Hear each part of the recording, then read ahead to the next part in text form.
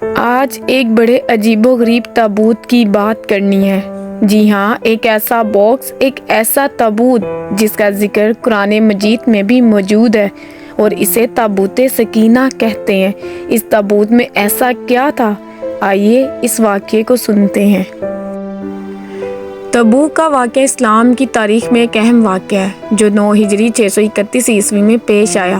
اس وقت حضرت محمد صلی اللہ علیہ وآلہ وسلم کو اطلاع ملی کہ رومی سلطنت مسلمانوں پر حملہ کرنے کا منصوبہ بنا رہی ہے۔ یہ اطلاعات تھیں کہ قیصر روم نے شام میں اپنی فوجیں جمع کر رکھی ہیں اور ان کا مقصد مسلمانوں کے خلاف جنگ کرنا تھا۔ تبوک شام کے قریب واقع ایک جگہ ہے جہاں یہ مہم پیش آئی۔ مہم کی تیاری۔ حضرت محمد صلی اللہ علیہ وآلہ وسلم نے رومیوں کا مقابلہ کرنے کے لیے ایک بڑی فوج تیار کرنے کا فیصلہ کیا۔ یہ جنگی مہم ایک آزمائش ثابت ہوئی کیونکہ اس وقت مدینہ میں گرمی شدید تھی اور زراعت کا موسم تھا، جس کی وجہ سے مسلمانوں کو معاشی مسائل کا سامنا بھی تھا۔ اس مہم کو غزوہ تبوک کہا جاتا ہے اور اسے جیش الاسریٰ یعنی مشکلوں کی فوج بھی کہا جاتا ہے۔ تبوک کی طرف روانگی۔ رسول اللہ صلی اللہ علیہ وآلہ وسلم نے 30,000 کے قریب فوج کے ساتھ مدینہ سے روانہ ہوئے۔ یہ مسلمانوں کا اب تک کا سب سے بڑا لشکر تھا۔ تبوک پہنچ کر آپ صلی اللہ علیہ وآلہ وسلم کو معلوم ہوا کہ رومی فوج پیچھے ہٹ چکی ہے اور جنگ کرنے کا ارادہ ترک کر چکی ہے۔ اس طرح بغیر کسی خون ریزی کے مسلمان کامیاب ہو گئے اور رسول اللہ صلی اللہ علیہ وسلم نے وہاں قیام کیا، ارد گرد کے قبائل کے ساتھ معاہدات کیے اور پھر مدینہ واپس لوٹ آئے۔ نتیجہ: غزوہ تبوک کے نتیجے میں نہ صرف مسلمانوں کی طاقت اور بہادری کا پیغام پہنچا بلکہ ارد گرد کے عرب قبائل بھی مسلمانوں کی طاقت سے متاثر ہوئے۔ یہ ایک ایسا واقعہ تھا جس نے اسلامی حکومت کی جغرافیائی وسعت کو بڑھانے اور مستقبل میں رومی سلطنت سے تعلقات کو مستحکم کرنے میں اہم کردار ادا کیا۔ بنی اسرائیل کے اس مقدس صندوق کے واقعے سے ہمیں کیا سبق ملتا ہے؟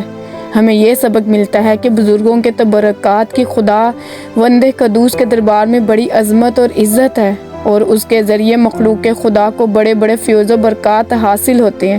دیکھ لیجئے کہ اس صندوق میں حضرت موسیٰ علیہ السلام کی جوتیاں اور آپ کا عصا اور حضرت ہارون علیہ السلام کی پگڑی تھی، تو اللہ تعالیٰ کی بارگاہ میں یہ صندوق اس قدر مقبول ہوا کہ فرشتوں نے انہیں اپنے نورانی کندھوں پر اٹھا کر حضرت شموال علیہ السلام کے دربار نبوت میں پہنچایا۔ میرے سیدہ جعفری کے ناظرین، اور خداوند قدوس نے قرآن مجید میں اس بات کی شہادت دی، یعنی اس صندوق میں تمہارے رب کی طرف سے سکینہ یعنی مومنوں کے قلوب کا اطمینان اور ان کی روحوں کا تسکین کا سامان تھا۔ مطلب یہ کہ اس پہ رحمت الہی کے انوار و برکات کے نزول اور اس پر رحمتوں کی بارش ہوا کرتی تھی۔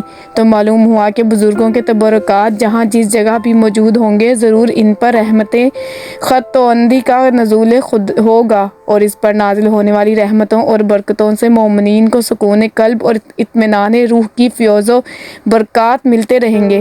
تو ثابت ہو گیا کہ بزرگوں کی فیوز و برکاتوں سے مالا مال ہوں گے۔ مگر یہاں ایک بات یاد رہے کہ اسلام میں خواتین کو ان مزارات پہ جانے کی اجازت نہیں دی، یہ صرف مرد حضرات کے لیے۔ اور ہمیں اس واقعے سے معلوم ہوتا ہے کہ جو قوم طوفان میں پڑ گئی وہ اللہ اور رسول کی نافرمان ہو جاتی ہے، اس قوم کی نعمتیں چھین لی جاتی ہیں۔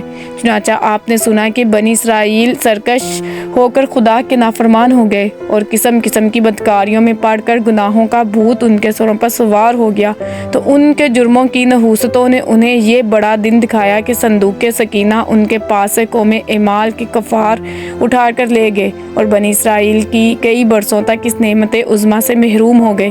اللہ پاک سے دعا ہے کہ وہ مجھے اور آپ کو ایمان کی سلامتی عطا فرمائے، آمین۔